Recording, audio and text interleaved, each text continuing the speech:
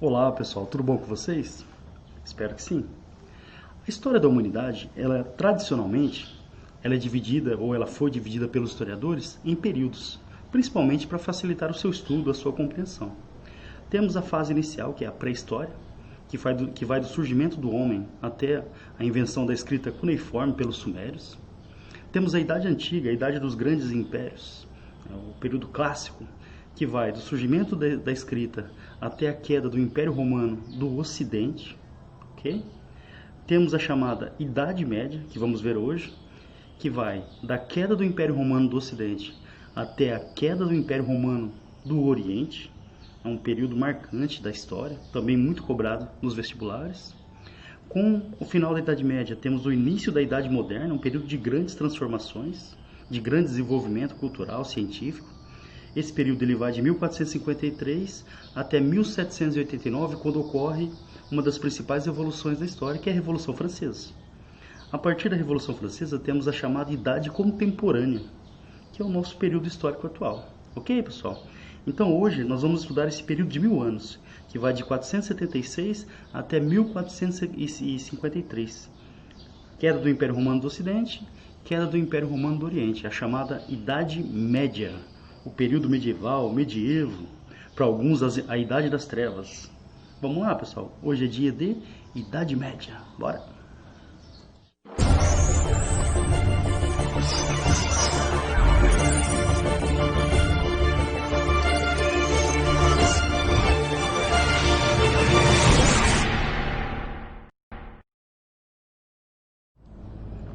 Aí, pessoal, nada melhor para ilustrar uma aula sobre Idade Média do que um castelo medieval. O castelo do senhor feudal, o castelo dos nobres, onde o centro da vida política, econômica e social do período, onde as principais decisões eram tomadas, ok? Bom, pensando no vestibular já, tudo aqui é muito importante para o vestibular tradicional e também para o Enem, ok? O início da Idade Média, queda do Império Romano do Ocidente. Atenção, lembrando que no ano de 395, o imperador Teodósio, o imperador romano Teodósio, ele, para facilitar a administração do Império Romano, ele o dividiu. Império Romano do Ocidente, com capital em Roma, e Império Romano do Oriente, com capital em Constantinopla. Então, o Império Romano que cai no ano de 476 é o Império Romano do Ocidente, ok? Mas por que a queda do Império Romano do Ocidente marca uma nova fase da história? É que as transformações políticas, econômicas e sociais foram muito profundas. Por isso, uma nova fase da história, muito diferente do período anterior, da chamada Idade Antiga, ok? A Idade Média, ela vai até o ano de 1453, quando ocorre a queda do Império Romano do Oriente. Também, a partir da queda do Império Romano do Oriente, as transformações políticas, econômicas e sociais são muito significativas. Por isso, uma nova fase da história, a chamada Idade Moderna, ok? Bom, então lembrando, toda vez que há uma transição de período histórico, significa o quê? Que é uma ruptura, uma grande transformação, uma grande mudança, certo? A Idade Média é um período de 1000 anos. Então, como eu sou de humanas, ali somando de 476 até 1453 dá praticamente 1000 anos. Ela é dividida também em dois períodos. A Alta Idade Média, que é a consolidação das características desse período, e a Baixa Idade Média, quando essas características começam a desaparecer, dando origem a um novo período da história, a chamada Idade Moderna, certo? Bom, agora, essa lista aqui, ela apresenta as principais características do período. Então, normalmente no vestibular, a maioria das perguntas vão sair daqui, ó. Quais são as características principais desse período? Então, vamos lá, ó. Fragmentação do poder. Atenção, durante o Império Romano, principalmente na fase imperial, o poder ele era centralizado. Você tinha uma administração central que controlava uma vasta extensão territorial. Uma das grandes características da Idade Média é o poder fragmentado.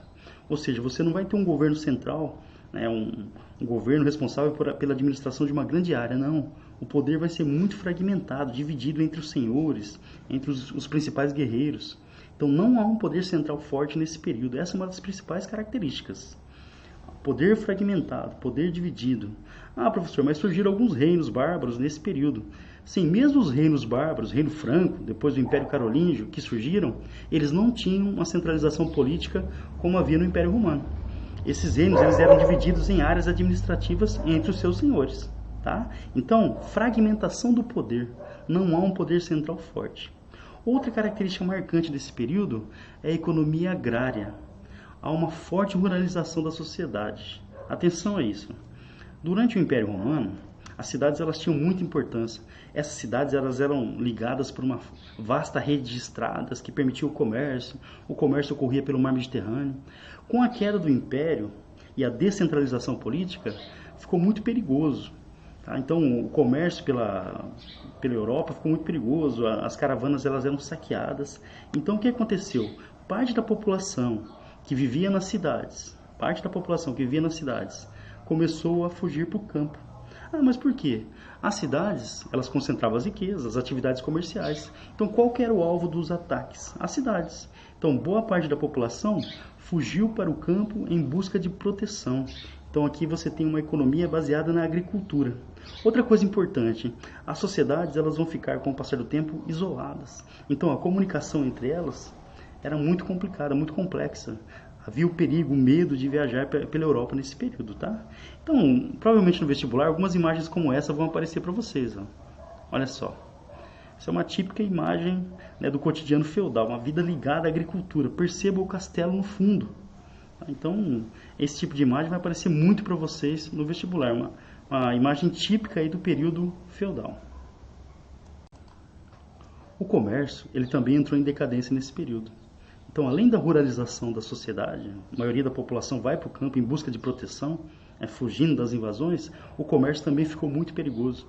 Transitar pela Europa com mercadorias, com caravanas comerciais, o que era comum no período, no Império Romano, por exemplo, se tornou uma atividade muito perigosa.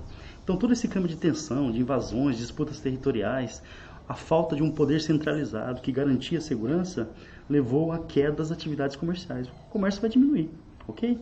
Além disso, a população fica isolada no campo. Na área rural, todo mundo produzia o que precisava. Então, isso diminuía a necessidade de mercadorias. Então, há um isolamento social que levou ao declínio do comércio. Aí, um ponto de extrema atenção. Se eu não tenho comércio, a moeda perde a importância. Então, a Idade Média, principalmente na fase inicial, é marcada pela ausência da economia monetária. Guardem isso, hein? A ausência da economia monetária. Eu não tenho moeda. Como eu não tenho um governo central para organizar a economia, a moeda também desaparece. Outro ponto de extrema atenção, o declínio da vida urbana. Ora, quando os bárbaros atacaram o Império Romano, adivinha onde que eles queriam atacar? As cidades. Afinal, nas cidades estavam concentradas as riquezas. As cidades eram o principal alvo, né, dos ataques dos povos bárbaros. A população, morrendo de medo, fazia o quê? Fugia para o campo, em busca de proteção junto aos nobres, nas terras dos guerreiros. Tá? Então, há um processo de declínio da vida urbana. As cidades perdem importância e boa parte delas desaparecem. Olha a comparação com o Império Romano. Cidades muito importantes, atividade comercial intensa. Com a Idade Média, a vida urbana ela praticamente desaparece. Outra coisa, a Idade Antiga, praticamente toda, o Império Romano, ele tinha como base da sua produção a escravidão. O escravo, que era um objeto, tratado como coisa, poderia ser vendido, era utilizado, por exemplo, em lutas de gladiadores. Com a Idade Média, há uma mudança no modelo de produção, que a gente vai chamar, guardem essa, modo de produção servil. Sai a escravidão e entra a servidão. Professor, qual que é a diferença? O escravo ele é tratado como objeto. Ele pode ser vendido, trocado, alugado, emprestado. O servo, não. O servo ele é preso à terra. Por exemplo, ele vai procurar alguma terra de algum senhor, ele vai pedir autorização para o uso da terra em troca de pagar algumas obrigações, alguns impostos. E em troca da proteção desse senhor também.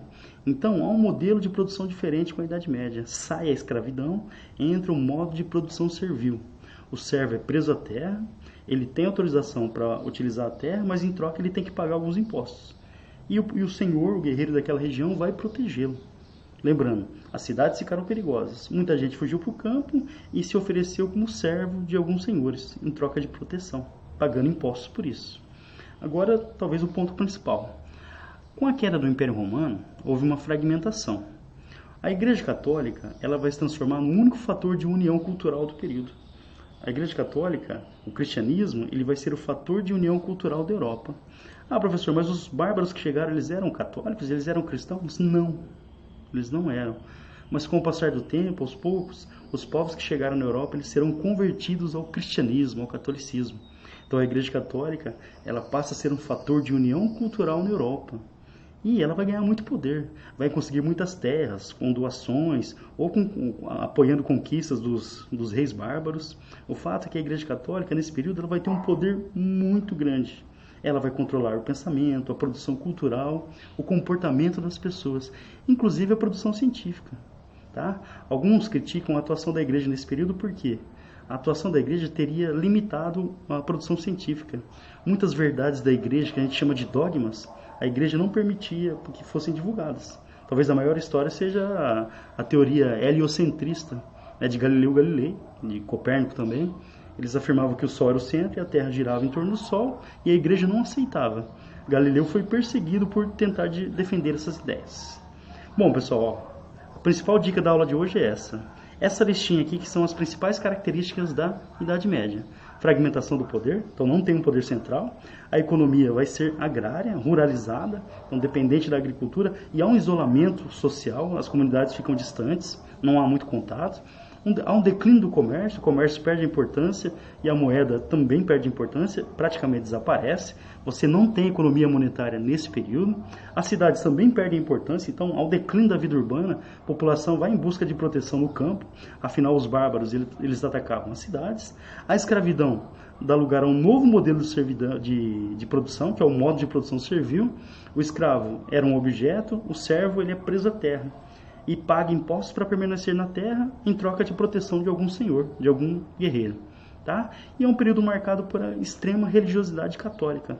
O cristianismo, fator de união cultural, e a Igreja Católica controlando as ações do período. O domínio cultural controlava o comportamento e até a produção científica. Essas, portanto, são as principais características da Idade Média. E provavelmente é o que vai cair no vestibular para você, ok? Bom, atenção a isso agora. De onde vem esse nome Idade Média? Essa explicação é importante. Quando a Idade Média termina, começa uma nova fase, né? Um renascimento cultural, um renascimento científico. Aqueles pensadores, cientistas do período, eles olhavam para aquele período de 1000 anos e falaram assim, esse período é um período de transição. Tá? Então, por exemplo, o ser humano estava se desenvolvendo na ciência, na cultura, na produção artística, até no período grego, que é o período clássico, helenístico, depois o período romano, que também é o período clássico. Então há um desenvolvimento muito grande do ser humano. A Idade Média seria um período de atraso cultural, onde, principalmente devido à influência da Igreja Católica, o ser humano ele não se desenvolveu. Então seria um período de atraso cultural, a Idade das Trevas, para alguns um período que Deus tirou férias. Então é um período de terror, principalmente porque a Igreja não permitia o desenvolvimento cultural, de desenvolvimento científico, certo? Só que essa visão, pessoal, é muito criticada hoje em dia. Porque assim, quando você olha dessa forma, você trata a Idade Média como uma coisa só. E não pode fazer isso porque é um período de 1000 anos. Então é um período muito extenso. Concorda? 1000 anos. Então talvez nessa fase inicial houve mesmo esse retrocesso. Até pelo isolamento, pela ruralização, a igreja mesmo, né, para manter os seus dogmas, as suas verdades, ela não permitia, por exemplo, que algumas ideias fossem divulgadas. Só que na fase final, que a gente vai chamar de Baixa Idade Média, houve sim um grande desenvolvimento cultural, científico. Tá? Então, essa história de Idade das Trevas está certa em termos. Tá? Tá certo em termos. A Idade das Bruxas, por exemplo, da minha sogra, né? É marcado por grande superstição, o período também, por influência forte do catolicismo. Mas não dá para considerar a Idade Média como uma coisa só. Tá? Então, quem vai cunhar esse termo Idade Média são os renascentistas, lá no século XV e no século XVI. Um período de atraso cultural, comparando com a Antiguidade Clássica. Certo? Bom, agora os povos que invadiram o Império Romano.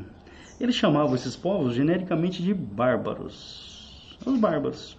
Olha só, pessoal. Surgiram vários reinos, dá uma olhada. Então, a Europa ela foi dividida. Lembrando, era o Império Romano. Tudo que vocês estão vendo aqui era o Império Romano. Com a invasão desses povos, surgiram vários reinos dos chamados povos bárbaros. Por isso que eu falei para vocês sobre descentralização política, sobre fragmentação política. O poder que era centralizado, ele foi dividido. Então, a queda do Império Romano deu origem a vários reinos bárbaros, ok? Bom, aí algumas características. Os romanos consideravam os bárbaros uma coisa só. Vive fora do Império? É bárbaro. O que significa bárbaro?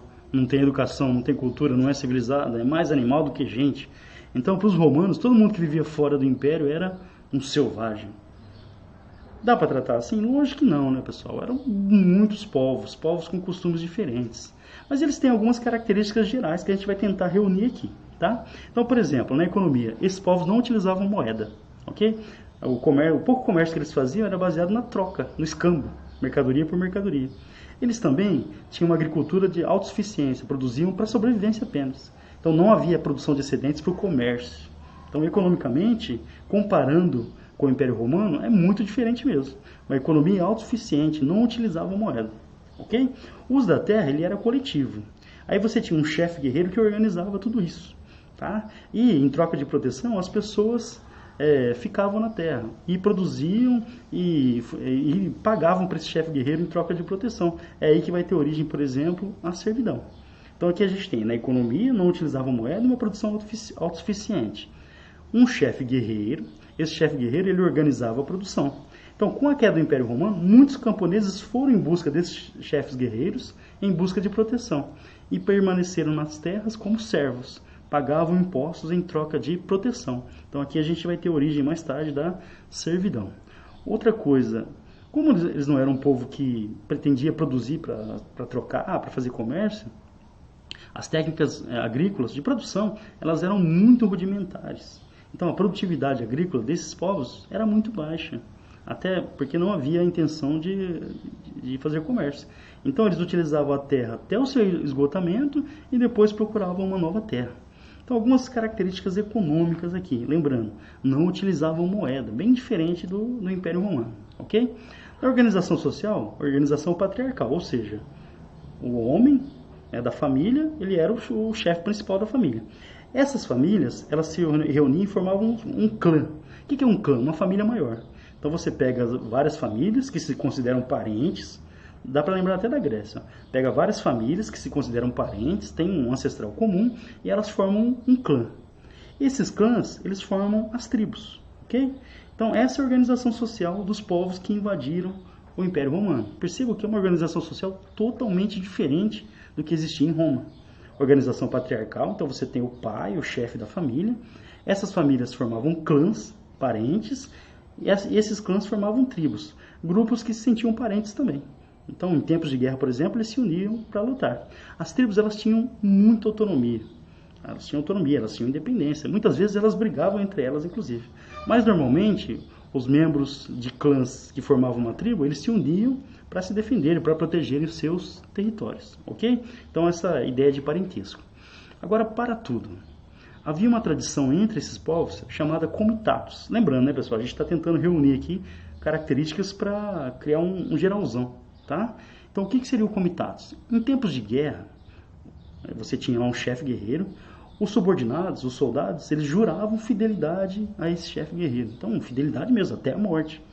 Então, o comitatus era um juramento de fidelidade. E, em troca, esse chefe guerreiro prometia proteger os seus soldados. Por que eu estou falando sobre isso? Vai ser muito importante para a gente entender o feudalismo mais tarde. O feudalismo, né, ele vai ter como base a relação de fidelidade entre senhores.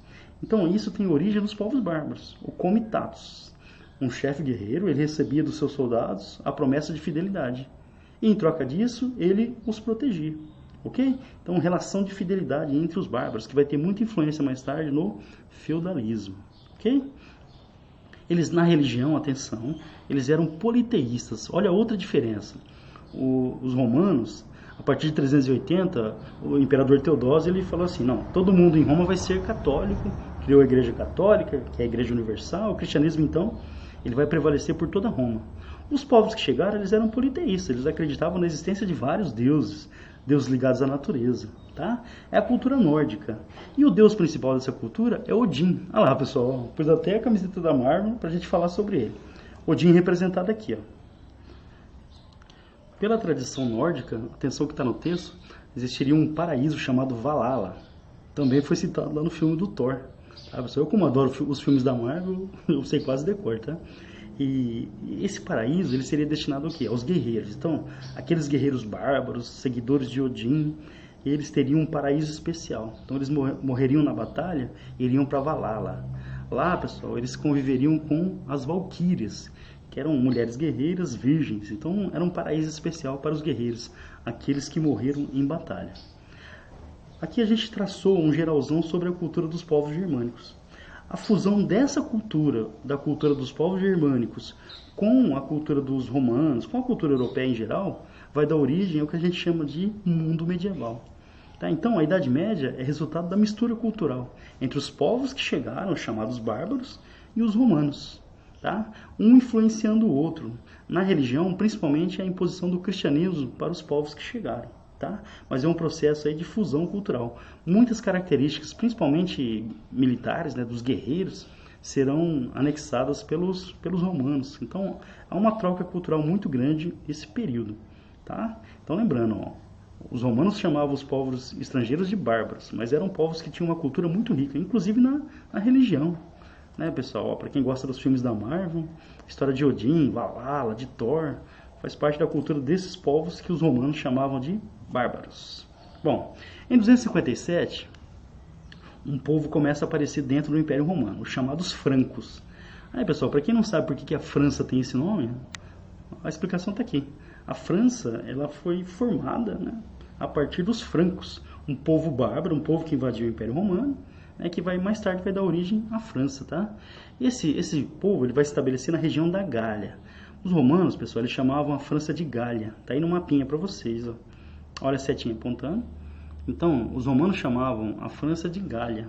Então é ali que eles vão se estabelecer. Era um povo guerreiro muito poderoso. Então o que os romanos começaram a fazer? A gente viu isso na aula sobre Roma.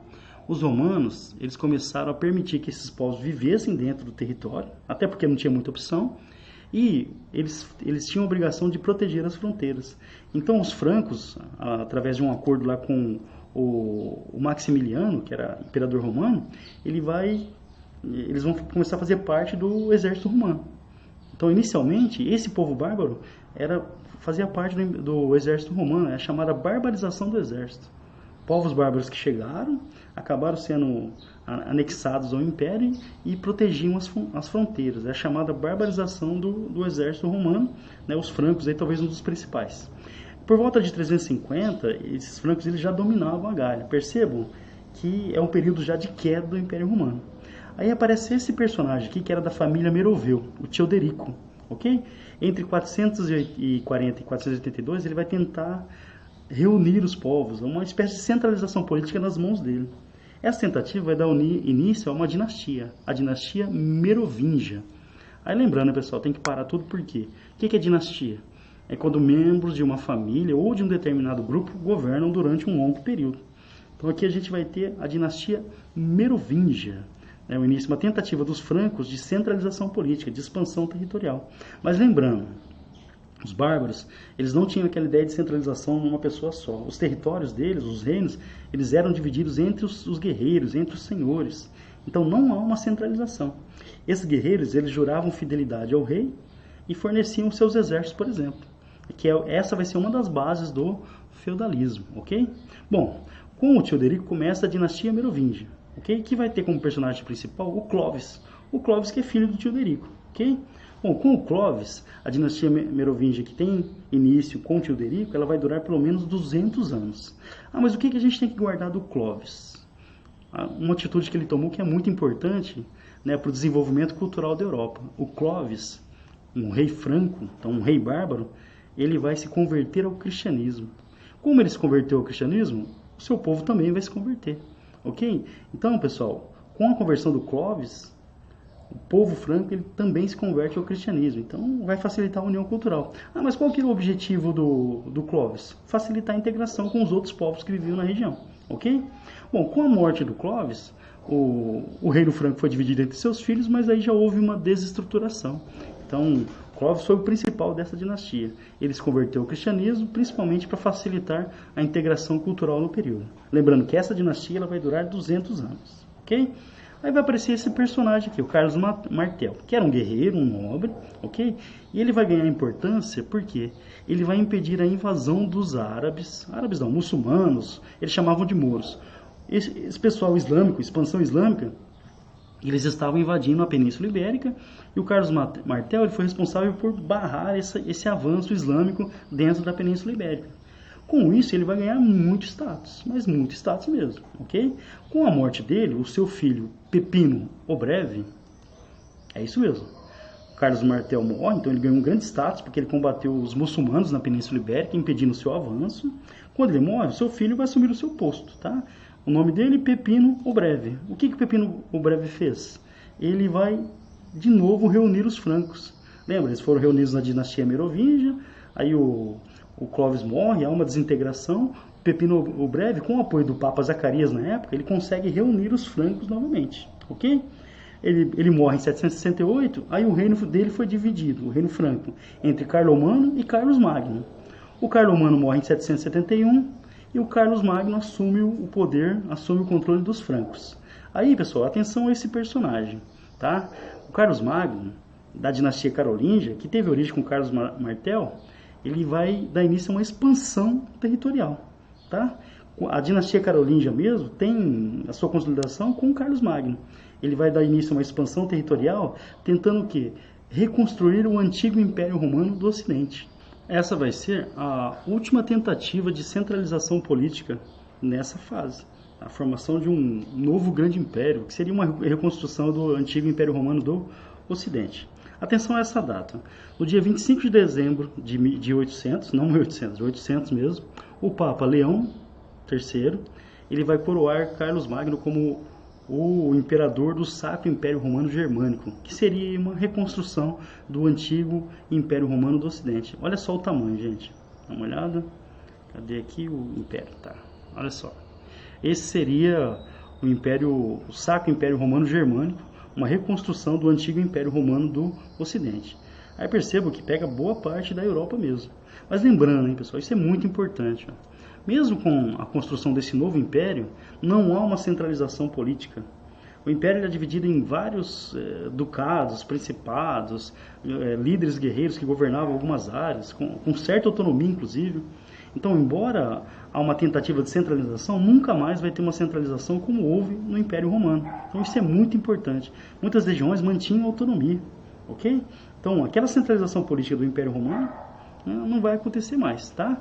Houve um avanço nesse período, por exemplo, a gente chama até de renascimento carolíngio, né, uma busca aí pelo desenvolvimento cultural, as atividades comerciais cresceram dentro do território, porque o mar Mediterrâneo ele era controlado pelos árabes nesse período. Então, assim, foi uma tentativa de centralização, mas não vai acontecer como houve no Império Romano. Na realidade, o território, o Sacro Império Romano, ele era dividido em muitos príncipes que tinham autonomia, duques, condes, cada um controlava o seu território, que é uma das grandes características da Idade Média, que é a falta de centralização política, ok?